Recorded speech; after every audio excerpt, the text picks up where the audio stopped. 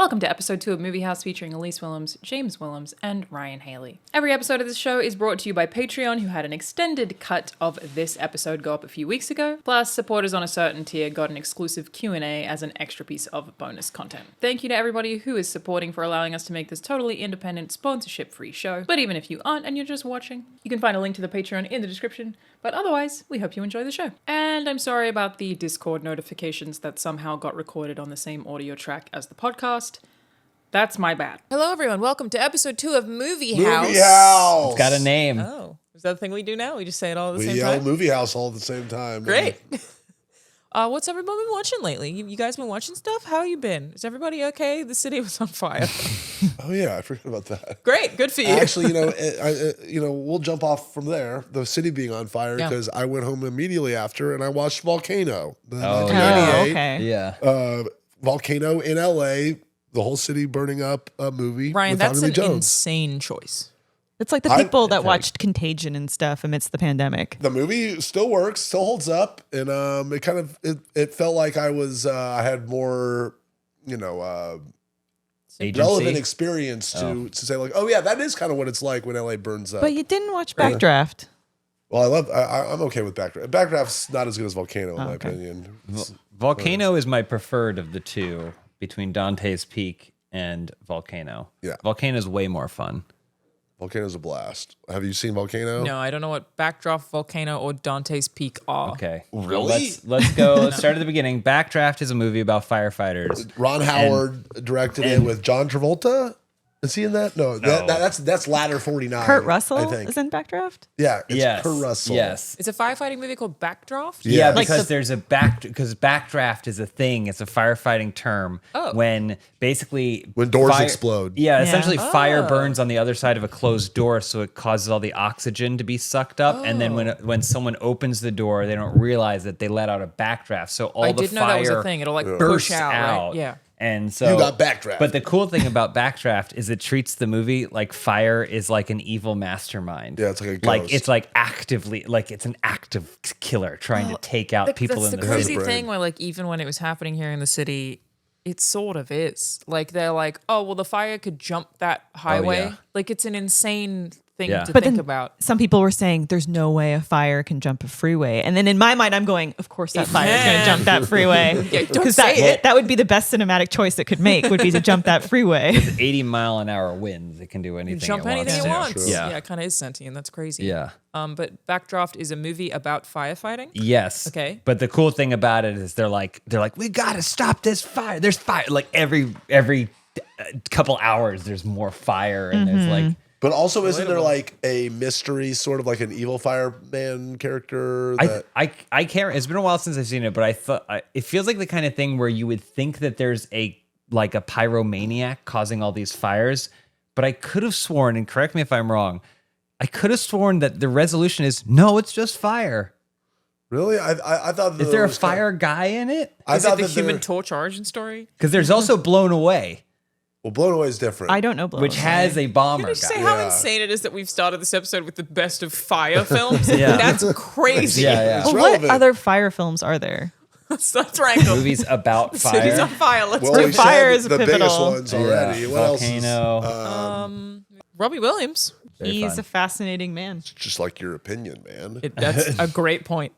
But it's so funny, the discourse around people being like, I don't know who he is. Meanwhile, he's one of the highest paid musical artists of all time, which they talk about in that like he signs a contract which breaks records for how much an artist has ever been paid. Crazy. And then as of I think last week, he's officially tied the Beatles for the most #1 albums in the UK. Huh. Well, he of the also broke soundtrack. the record for like selling out. It is in the movie. I don't remember what it's called. Yeah. That concert like faster than anyone else. And at the time, he had the world record for the like largest audience ever. Like he's a lot of records. It's just a thing Americans just somehow missed. He's the largest selling non-Latin American or non-Hispanic, Spanish-speaking Latin American artist of all time as He's well. a bit of a cheeky monkey. And he's a bit of a cheeky monkey. Well, he was the bad boy of pop. Yeah. And he was big in Canada. He was. Oh, was he? Yeah, his music videos got a ton of play on Much Music and Much More Music, and he was on the radio all the time. I wonder why America was just like, absolutely not. Get him out of here. Yeah. Well, also speaking as an American. Oh no, you. please, Go ahead. please. I have a theory as well. I don't get it. Like to me, it sounds very like a lot of pop that just kind of generic. Like I don't know. It's not like bad, but it just seems like why is he like above the Beatles in the UK level? I don't get it. have a theory on Robbie Williams, and as an American lover of Robbie Williams, I think he is a little too self-deprecating for America. Interesting. I think that he has a self-awareness about himself. I think he understands that he is a pop star and that is ridiculous. And he makes pop music. And most of his lyrics are about how like he's such a dope. You know, like it's pop music about how he's trying to get with this lady, but he's such a dope and stuff. Like, and I think it's maybe too self-aware for Americans who see a lot of things at face value and want you want to be the best. And to relate to that on a microcosmic personal level, one of the things that was an adjustment for me moving to America, Canadians are very self-effacing, self-deprecating. We joke about ourselves. We make jokes that are down on ourselves. And I've had friends say to me very earnestly, like, you gotta be like nicer to yourself, and like you've got it. Like I don't like the way you think about yourself, and I'm like, I say make a joke or whatever, and I'm like, oh, that I mean, both might be true, but like back home, you would make that kind of humor, like, and you wouldn't think twice about it or think like, oh, that person maybe has a complex because they're making that kind of like I guess needing to be the best all the time is inherently kind of American as a value. Yeah, and him kind of taking the piss out of himself. Interesting. Is and like counter to staying that. tough or whatever. Like even like I'm trying to like think of the closest American equivalent to Robbie Williams would be like Justin Timberlake. Well, but he also started out. I guess you're right. And Justin Timberlake's a great call. Like he effectively started out, which it was a thing I didn't know, but only learned through the movie. But Take That was basically a boy band made to exploit these fairly young boys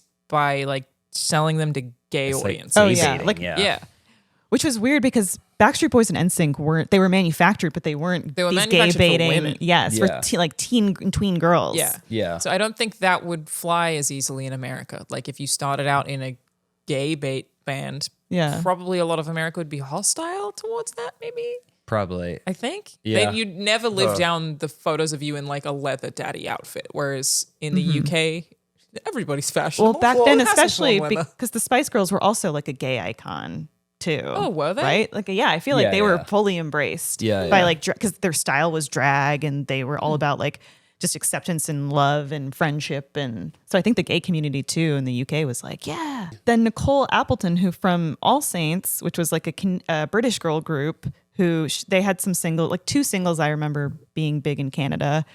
I forgot that they were together. So she pops up in the movie and I was like, oh my gosh, but then you didn't. I didn't know who she was. Because that was some like. I didn't either. That was something would that have didn't been even. gossip magazines that never reached me or whatever. Which, to the credit to the film, bunch of stuff I didn't know. It's a great fucking movie. It's great. Like really, really good. Omar saw it with us and he didn't know who Robbie Williams was. And I was like, did you still like it? And he was like, yeah, it was a good film. I just didn't know any of the songs. And I was worried that he'd walk out of there being like, what was that? Yeah. Omar, who also only days prior said how much he hates musicals, was the other thing too. So he went and saw a musical about a guy he had never heard of before. And he Played by ended up Monkey. I enjoying too it. hate musicals. And I love musicals. I just have a thing that I might have even said this last time where I see a musical and then they start a song and I go, I wish they would just talk instead of singing. And then I go, Alana, you came and saw a fucking musical. Shut up.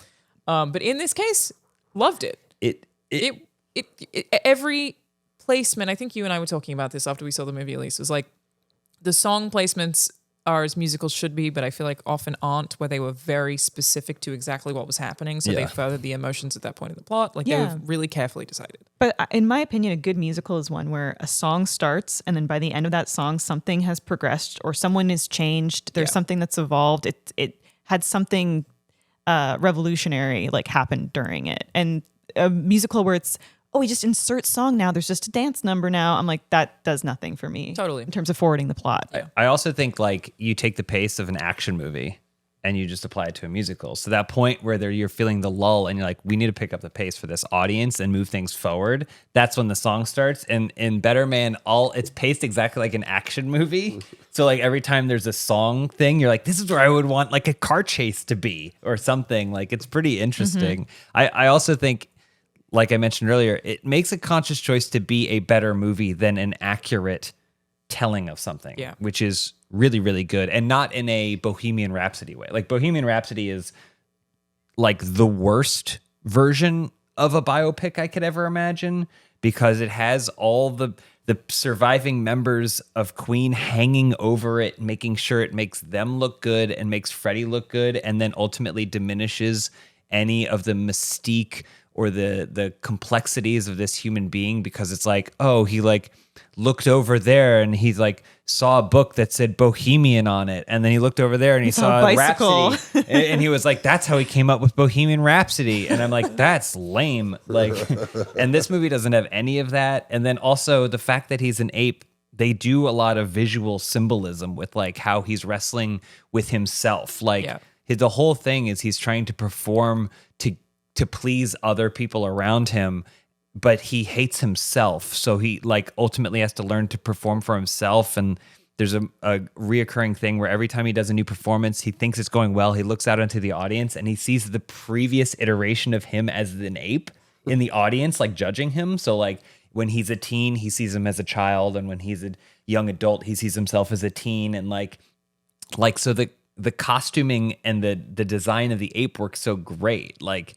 he has Robbie's hair, like, and you think eyes. about how much people's way. style changed from like 1998 to 2001. It was like a crazy period. Yeah. So it's like now he's a bleach blonde monkey. Now he's like this, and like it works really well. And then especially without giving away the climax for a movie you guys aren't going to see, but like the ending is like the climax of this movie is him literally battling his demons, and you're like, oh shit, this is great. Like it took me maybe 60 seconds to forget that he was a CGI monkey. Yeah. Because the mocap or the facial capture, I don't even really know how they did that, is like so good. It's real good. Like the performance is very good. I don't know if Robbie himself was acting as himself. It was another motion guy. capture. It's incredible. Like it's really, really, really well done. Are there any sex scenes like between the monkey and a human woman? No, but there's implied. But There's maybe a shot of an orgy. There is an orgy shot. Yeah. But it's not like there's not actually. And it's tastefully done. And then no monkey human penetration if that's what you're after. unless Ryan. it's a syringe. You do get to see a monkey shooting up heroin, I think.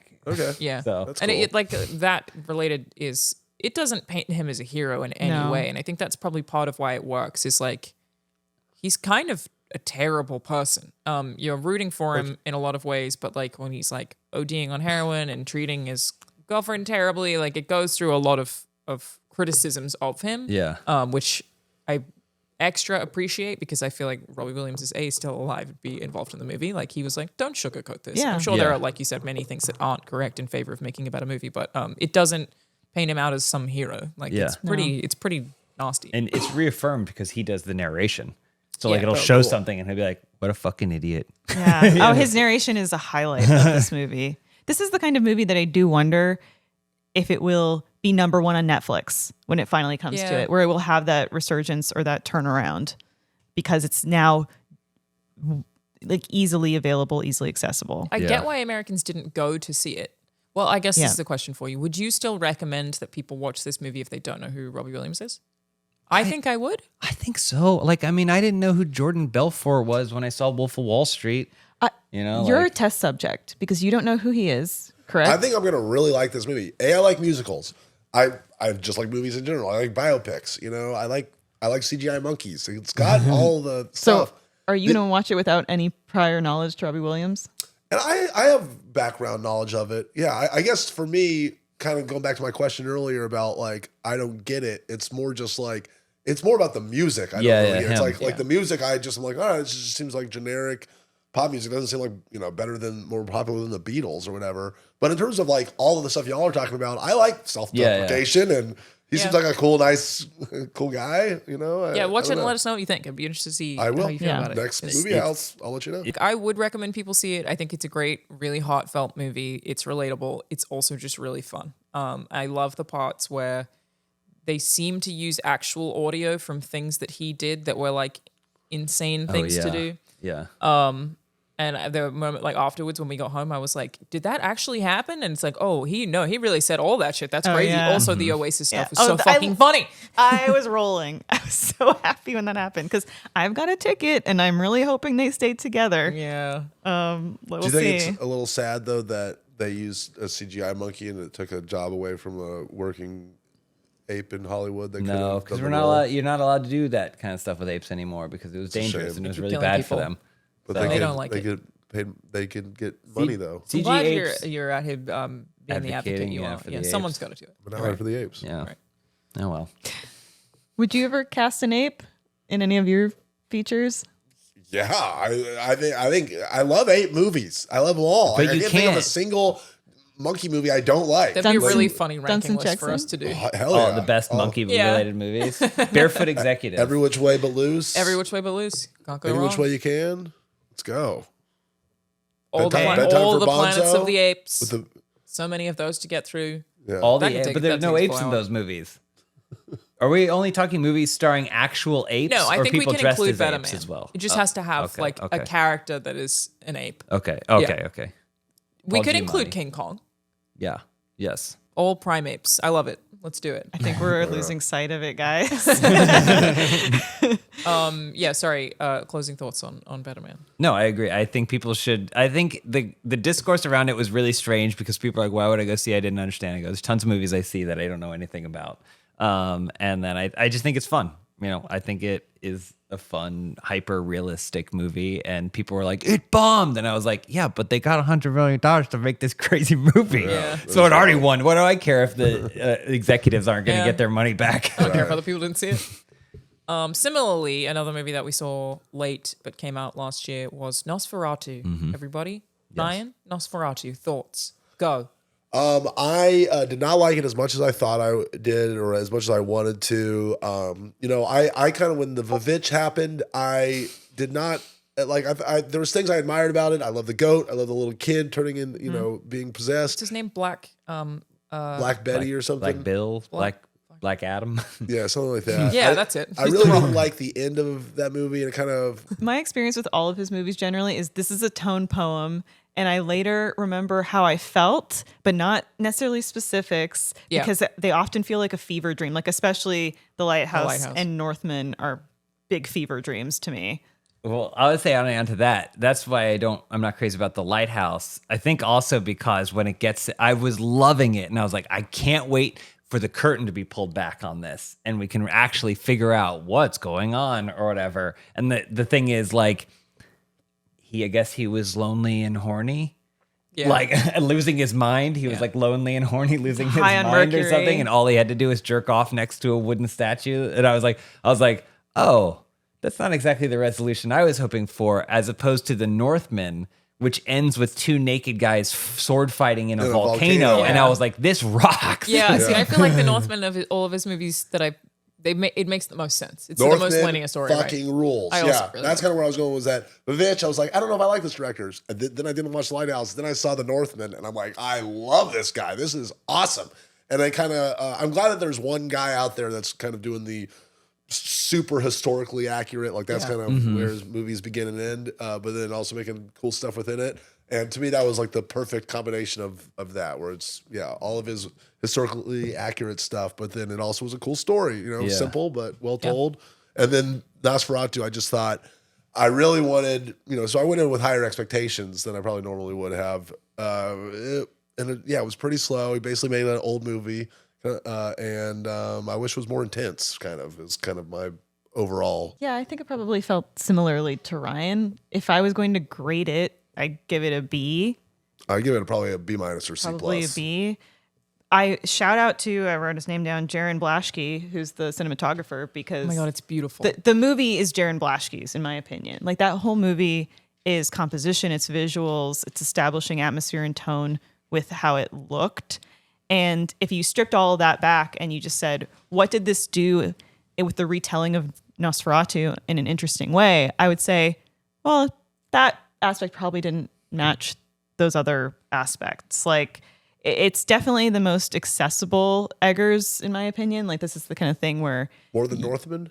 I would say more than the Northman, I don't know, yeah. I think Northman's more accessible. But like your parents, you could like explain to them like what this movie is about, and they'd roll up to see the Northman. And, like, I feel like Nosferatu people can Northman, understand. you just say it's Dracula. It's Hamlet and Lion King with Vikings. Yeah, okay. Yeah. Okay. So maybe those two more than any. But like, and people get Dracula, you know? Yeah. Like Ellen, the lead, she just lacks this sort of agency that I was really hoping we would get to see from her in the end, because the whole idea of Orlok saying to her, you've got 3 days to decide, but ultimately you don't have a decision. I was like, well, what is this? Like that was among my. It was like Knock at the Cabin. Yeah, and I really felt like the movie had an opportunity to make a bigger commentary on like isolation and chronic loneliness and things like that it didn't do, and like, or something about like these predatorial, manipulative, like imbalanced relationships of power that I felt like it didn't, push for. I think I'm in agreement that like the thing that I think the director's very good at is giving you that fever dream. Like when I was talking to friends about it after seeing it who really loved it, and I similarly was lukewarm on it, which, sorry, the internet's going to be very upset with us all. There's a lot of amazing stuff about it. Yeah. Again, beautiful movie. Yeah. They were like, it was the feeling of watching, like I was just so drawn into that world, and it's all I was paying attention to was the way I felt. Like it just whisked me off on this dream, and I was like, that's great. Like that's a cool experience to have. But I don't know that it left me with any sentiment. I was just also Similar like to The Lighthouse, though. I was excited to see like what is his take going to be on this story, and there were some changes that he made that I thought introducing Willem Dafoe in now his vampire trilogy as this kind of like Van year Helsing. he's had Yeah, too. for real. Oh yeah, my God. He's sort of this like wacky Van Helsing surrogate, which I was like, okay, like I always liked Willem Dafoe, but then things like in the original. Oh. No. All right, right. we're back. Yeah, sorry about that, everybody. We Sorry, had a I break. almost You're died. good though. Allergic he's liquid alive. death. Yeah. I was just looking forward to what's this movie going to do differently? Like, what take is Eggers going to have on Nosferatu? Are we going to learn more about his backstory? Are they going to unpack the mystery in a different way, which they did because they introduced Willem Dafoe as the character that was like transmitting that information about him, as opposed to them finding a book, about vampires. But I was like, I don't know that stuff goes far enough for me. I am an appetite. Nothing more is an awesome line. Love that. All I am is my appetite. That was so fucking cool. I did get tired of people like panting heavily at the camera so much. This is gonna sound like a joke, but it is not. I wish there was more vampire sex in the movie. It wasn't as hot as I thought it was going to be. Like the last scene was awesome. I was like, yeah, give me more of that, and then it ends. I want to jump in real quick because it's not necessarily an issue, but I do think that there's an interesting thing happening in vampire media now where I think we're putting a hat on a hat. And I'm totally fine with a sexy vampire movie, but I do think it's interesting how it's not a metaphor. No. Vampirism and like the draw of the dark lore and stuff always felt like it was like, oh, you have these sexual urges that you can't deny, and this is a manifestation of that sexual urge and stuff like that. And I do think it's a little strange that now we're going like, I want to fuck that vampire. Well, right? that's what this movie did. It went from like an undertone to an overtone into explicit. And I think I talked about this before. I honestly love the show Interview with the Vampire. So good. Right? I love it. But I also think in that one it's interesting because it's about these two gay vampires that are like living this secret life together. Everyone's hot. And everyone's hot, but there's still a part of me that like thinks that there's a weird part of the show that I'm like, but that's what Interview with the Vampire was before. These two gay vampires living together, but the gay was vampire, Yeah. right? Like they could only go out at night. They could only do these things in secret. No one could know about their situation and stuff like that. One of them was closeted and now he's realizing this whole new world, but maybe he's not as far crazy as this other guy. So I think there's a certain thing that's lost when at some point you take the thing that it's a metaphor for and then you literally, so at the end she's like, I gotta fuck this vampire to death. I'm like, but it wasn't the point. Yeah, the hat's already there. Right, I get what you mean. he didn't. His whole thing should have been Yeah. like, I didn't want to bang And this her. guy lasts till sunup. I got to keep him riding me till sunup or whatever. So I thought there was a little bit of that. I think I maybe liked it more than the three of you did, but I also think I went in very much with the lighthouse on my mind, and I was like, this guy makes movies that are like. I don't know how to explain other than genuinely of whatever they're supposed to be. I was like, I don't think he's going to take Nosferatu and bring it into our modern age. I think he's going to use all the technology of today and make a Nosferatu from 1932 or whatever. It's a tone piece, yeah. I probably didn't go into it expecting that either, but I will say the things that I loved about this movie, oh my God, the lighting. Dude, like so much of it is just lit by fire and it's beautiful. The great. light is gorgeous. I think the historical accuracy, I don't know what the budget of this movie was, but like the architecture, the environments, like it is a stunning film. I thought Willem Dafoe is fantastic. Even the interiors are all just like really fun to look at. And I think Nosferatu looks rad too. Like it is visually a treat, which I think is a thing. Do you like the mustache? I like the mustache. I like the mustache. Yeah, I thought the look was good. I like the vampire I look. like it. That was one of the things too, because I was like, oh, he's changing the vampire look up so much. He must have a bunch of new ideas that he wants to throw at this Nosferatu story. But I felt like that was the one. Yeah. Like the one big idea was put a mustache on him and give him the weird hair. One thing it did compel me to do Mustache. immediately after was rewatch Shadow of the Vampire, which had you seen it?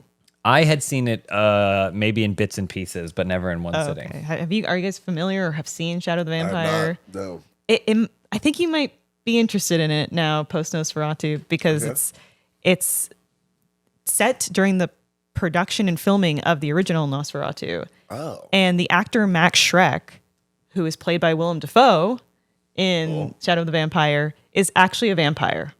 So the director finds him in some weird random pub or something, or he just comes across this guy, this Max Schreck, who's actually Count Orlok. And he's like, oh my God, this guy's an actual vampire. He should come play my vampire in my vampire movie. But only the director. Is this a comedy? I mean, It's it a has very dark comedic. comedy, It's from 2000, so also it reeks of like 2000 stank on it, which I remembered it being much more like menacing and ominous at the time in tone. But rewatching it, I was like, oh, it's a really just compelling take because you're getting them filming the movie, but then also this story of Willem Dafoe's like, I want her. And the director's like, you got to finish this movie and then you'll get what you want, which is John Malkovich. John Malkovich, which is like really fun. it's not a super long movie. And I think what I was expecting was like, what is going to be our new and interesting take? Because Shadow of the Vampire was like a weird, we're not remaking Nosferatu, but we're going to do a weird thing with it, which I appreciated. Yeah, I would think if he did a weird thing, it would be make it feel like a dream sequence / play. Like this, I think picturing it as a play makes more sense than anything else. Or Well, maybe have her survive. Like if she had survived, then it's like, what does this say? Yeah. Yeah, I think it was also interesting too because they're like, I always compare it to Bram Stoker's Dracula, which is like crazy. Horniest thing. It's like crazy, but it's also still very much like a popcorn movie. Yeah. Like at the end, they're like, they killed our girlfriend. Like all the three men that are trying to court what's her name, Rose or whatever her name is. Her name. Like they're like she gets taken and then they're like, let's get her. So it's like three bachelor dudes going with Van Helsing to try and like this movie doesn't have that kind of like same cinematic climax. But again, I feel like 15 minutes in, I was like, oh, I understand. Yeah. And then it was like 10 minutes later, Lily Rose Depp is like monologuing into the camera, like about how she feels like she's dying. And like everyone was Nicholas Hoult, man, he's a big mope. Yeah. Also, he like signs, he's like, You sign right here so I can bang your wife. And I'm like, he shouldn't be, that shouldn't be a demonic contract. Because it was written in That's a not how it dead should work. language. That's not how it should work. But yeah, visually, I thought it was really crazy. I thought it would be maybe a little scarier. Yeah, I didn't really feel any dread necessarily watching it. And also stuff kind of happened. They were like, oh no, like Aaron Taylor Johnson's wife is feeling the effects of stuff. We have to do something. And then it goes 4 hours later, and they go, they're dead. Question for you guys. When they find Aaron Taylor Johnson in the mausoleum in the crypt, was that necrophilia? Was he just like laying with the body, or was he like fucking his wife's corpse? Do we know? I took it that he was fucking his I wife's also wife. took he? the Yeah. fucking his wife's corpse. Yeah, That's what I took too. And I was like, the women in this movie just cannot catch a break. I thought he died of the plague, or I thought he had the I think plague he getting him. contracted it from fucking the corpse. Am I wrong? that's what I I don't assumed think you're happened, right. but I didn't. I mean, you're wrong. I didn't. I don't I think didn't I'm think wrong, about but I it. don't think I'm right. Really? I me didn't realize that. That's what I Maybe it's assumed. what Oh. you see, like a Rorschach test. Whatever you want. And we all, Yeah, Schrodinger's necrophilia. yeah. I have a question for you guys too. Like, oh yeah, sorry. The vampire has sex at the end of the movie. Some people also left that. Some people also were like, did he actually penetrate her? Was this just all the orgasmic Well, if you think blood about sucking? it, like, He definitely fucked. I her, thought right? he fucked her, I but then don't- I saw some discussion of people when I'm trying to figure out if Aaron Taylor Johnson fucked the corpse. I also see some runoff of people going, "Well, but Nosferatu didn't fuck," and I'm like, but "What?" on a practical level, though, anatomically, your boner is filled with blood, right? Vampires, they famously don't have. You don't think he had a penis pump? Are they? They Is have he? blood. You don't know. Is he sucking? Vampires make other vampires by bleeding into the vampire. Oh, okay. Well, drinking so a I vampire's figured maybe he blood. was sucking the blood so that it could go down and fill up his penis. Oh, you so that he thought could it have was- sex. Interesting. Maybe I'm just totally making kinda this like up. that as a Closed way loop of- system. The only way you can get a boner as a vampire is if you're also drinking somebody's blood at the same time. It's science. This is the problem with the hat on a hat, though. You know what I'm saying? Like, this is the problem when these metaphors are getting all blurred Uh-huh. out We solve together. these know. questions This with is just the one problem. hat. We don't need a second fucking hat. If it's just like, oh, you get bit by a vampire, and then you have like the equivalent of an orgasm thing, you're like, got it, understand it. But if you're like, I get bit by a vampire so he can get a boner and fuck me and give me an orgasm, now it's complicated. Just let us know in the comments if Aaron Taylor Johnson was having sex with his dead wife's corpse. All I'm right, pretty okay. sure. All right, I didn't realize. Well, ask the Well, I chat. like it more hey, now. chat. Was he fucking that corpse? Let us know in the comments And below. let me know about the boner thing, please. Yeah, let Ryan know about the boner thing. I think it encompasses the movie really well, though, because that whole thing is like, oh, all he did was like take in his friend's wife, and then all this shit befell. Because they were also His- like, she's crazy. She can't be left alone. Yeah, but then also is like- with the movie though, she was also losing her mind because she was being tormented by a demon from across the Europe, right? Like, so she was like, I'm losing my mind because of this demon, and people were like, we didn't hear the second part, but it was just interesting because I was like, oh, he's gonna lose everything, and he's gonna like this is gonna climax in some sort of way, right? Like his Climax whole in a he had this literal perfect little climax. life, and now his whole thing is gonna happen. And then he goes to the mausoleum, and now I'm discovering just bangs his dead wife's corpse, which is not the climax that I thought was gonna happen. I wonder what it would be like to watch it high. Like to watch something like that and be like more whisked away by the world because that's so strong. I feel Yeah. like that's more how I didn't watch it high, but I feel like I was more going like, I didn't have such high expectations, no pun intended, but I was like, I'm just going to take this for what it is. So when it ended, I was like, oh, like I had notes. It wasn't like my favorite thing, but then I feel like the people I watched it with were a little bit more like let down by it, which I didn't necessarily feel the letdown. Most people I know loved it. Yeah. Maybe watching it high with it muted, but then like an amazing soundtrack. Let's do it. Oh, the That visual, sounds yeah. sick. Play the audio from Bram Stoker's Dracula. It fits perfectly. I remember whispers of this from Funhouse, but I don't remember the verdict. How do we feel about Van Helsing? Van Helsing is a top 3 best movie of all time.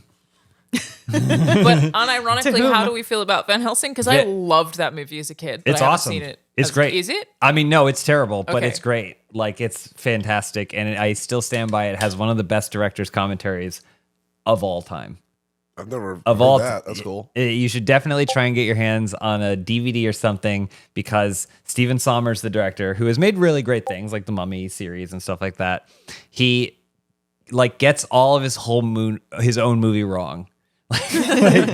Like there's one point where he's like, coming up next, this is the best shot in the whole movie. I love this shot. It's the worst looking CGI shot you'll probably ever see in your whole life. And then there's another point where the premise of the movie is that Dracula has all these eggs that he's trying to use Frankenstein's monster's immortality to bring to light. Because if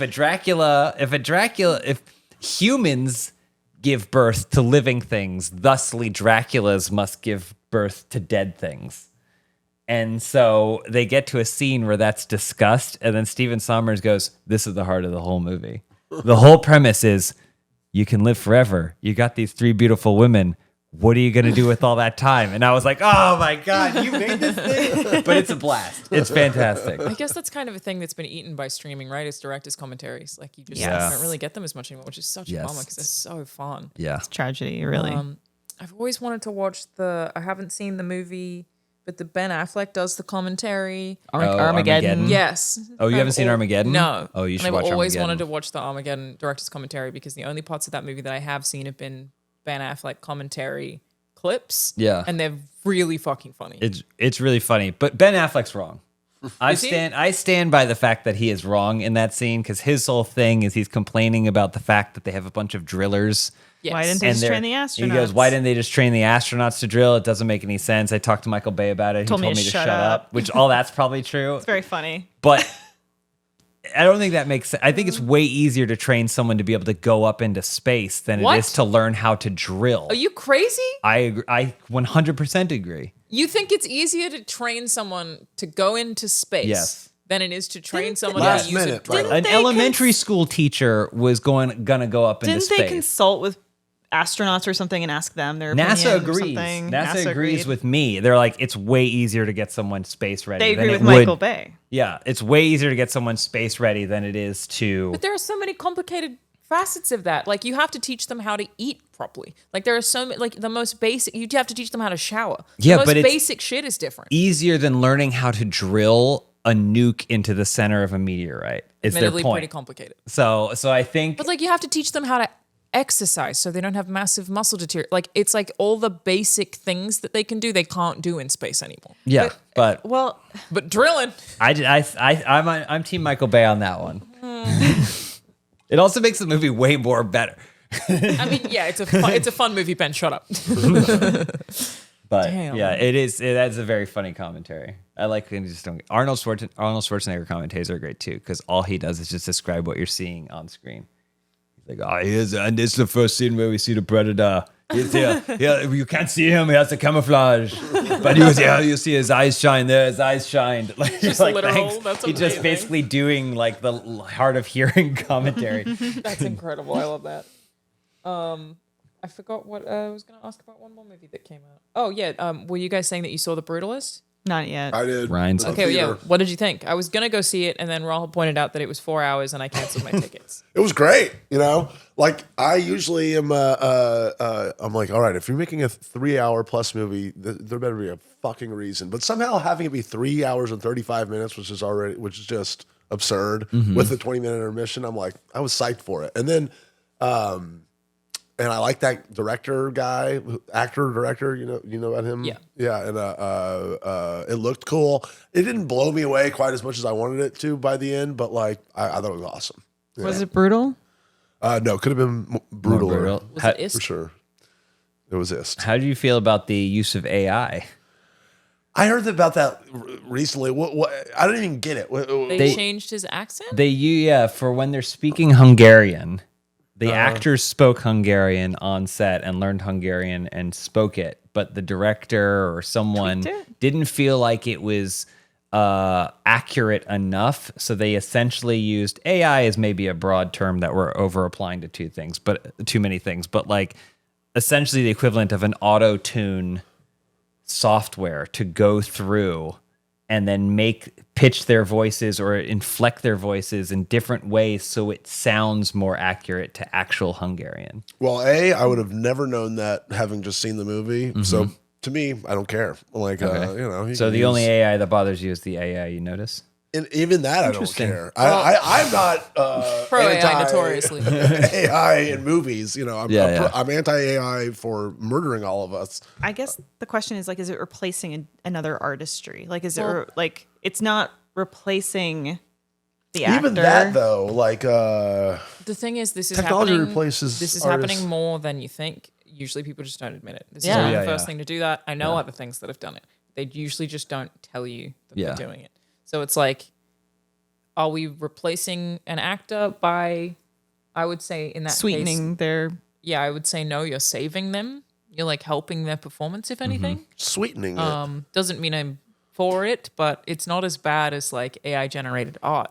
I mean, you being used making the everywhere. auto-tune comparison feels pretty apt to Being me. used all the time, right? Yeah. Is that Yeah. are you anti auto tune?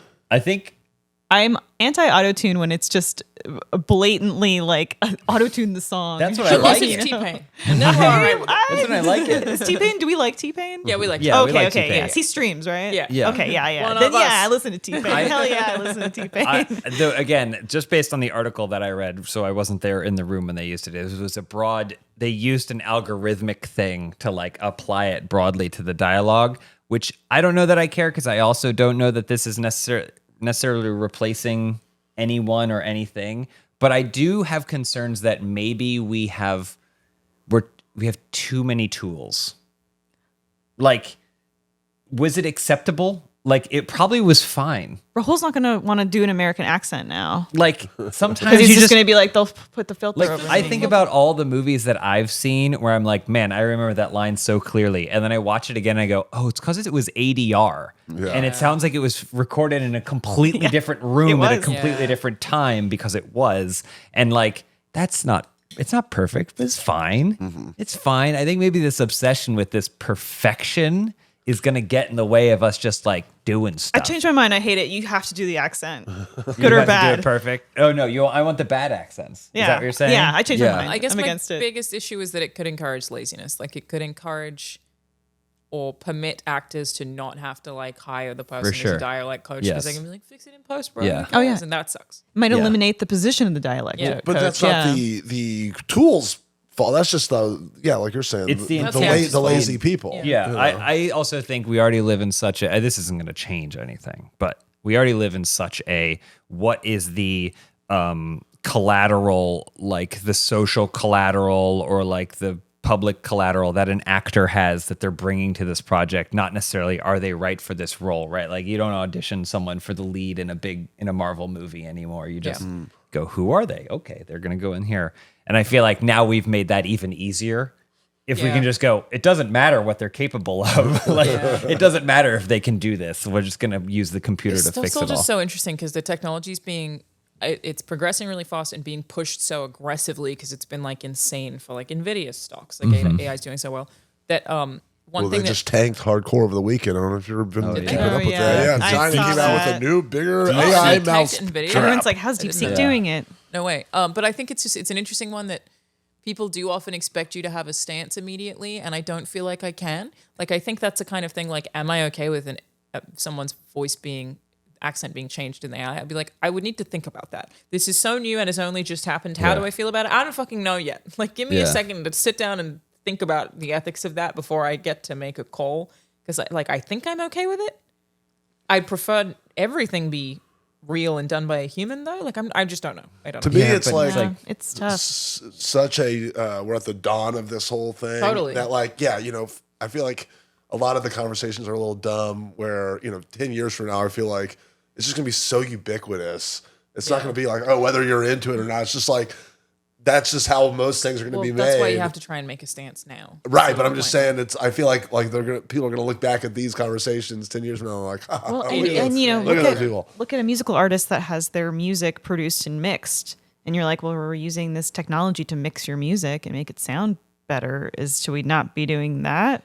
Like, Right, I garage think it's band, hard you can to. say it's just, It's hard to you know. say where's for me. It's like when you're replacing another, like you mentioning Alana, like the dialect coach, and now I'm thinking, then does the role of the dialect coach Well- get eliminated? That becomes a problem and more of a moral quandary to me. I think we use AI wrong. we've used it as this blanket term to describe anything. And I think True. I think generative AI that is pulling from a directory that people haven't stealing. said we're okay with having is probably very different than whatever procedural software was used to get Ryan's audio, where it basically compared how it sounded when it was quiet versus how it sounded when it was loud, and then used Ryan's voice on that file to make changes according to it, is different than going like, even with the Hungarian thing, a dialect coach, and then potentially the fact they were like, well, we need to go scan YouTube for Hungarian accents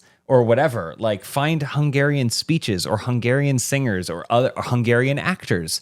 Scan those voices so we know what good Hungarian sounds like, and then put that back in if those people haven't allowed themselves to be the model for that. You know what I'm saying? Like, if you don't know where you're pulling your index from, then it kind of goes off the wall. Yeah. Well, yeah, the index is the weird gray area But part. we just need to stop calling it all AI. No, for sure. Because it's not all, like, But like we've with been the- doing stuff like, I dropped a filter on a green screen footage that I made, and all the green went away. Right. I don't know Yeah, that I would yeah, say yeah, I used AI to find the green. Like, it's just, that's how the computer software just took ones and zeros and it Yeah. figured it out, right?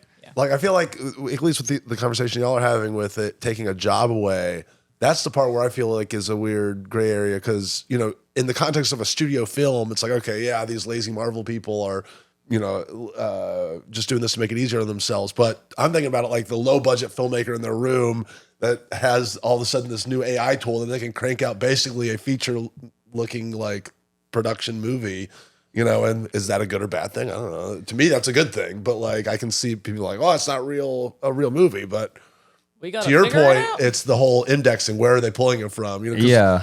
on any Funhouse video, yeah, I'm stealing shit all the time from YouTube for like What are you stupid doing? effects. I wasn't aware of this. You know, like, oh, So we they were need a licensing fire all that. We gotta effect. shut I'm that just down. gonna Yeah, you gotta shut I'm that gonna type up, you know, best 10 fire effects and then just pull my favorite one. I don't know, is that the same From thing? Backdraft, from Volcano, from Dante's Peak, Yeah. from Full circle. I mean, it's tough too because it's like, oh, well, now we use Premiere or DaVinci or any of these softwares to cut thing. Whereas it used to be someone's job to take the work print. They'd take the footage, they'd make a work print, and then they'd send those files. And then someone would have to deliver the tape that they used to put the Right. things together. Like, there's always going to be things that change and move forward that like will eliminate stuff. But then to your point, it's like, is that like the person you have to think the person in their room doing it just so that way they can do it, and they're finally getting a chance to have access to tools that they never thought they would. On the other side of every one of those mirrors is an executive who lives in a $50 million mansion thinking about how this can get them another like $250 million directly into their bank account. Is that a problem? Yes. Yeah. What's the problem with that? What could go wrong? Yeah.